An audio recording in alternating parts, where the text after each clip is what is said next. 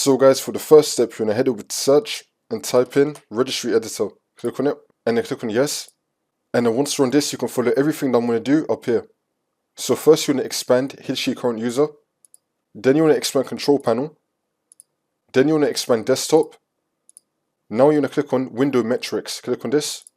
And now this will appear on the right side. So guys, once you're on this, we're going to be having scroll height and scroll width.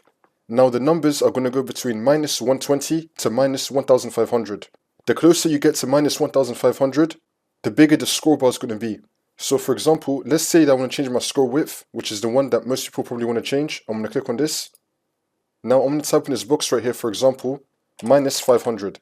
Again, it can go from -120 to -1500. By default, it's going to be on -255.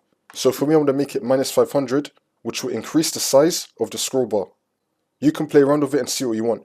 I'm going to show you how -500 looks like. So I'm going to make it -500 and then click on OK. And now I'm going to restart my computer. And now as you can see, I'm back on reg edit, and look at the scroll bar now.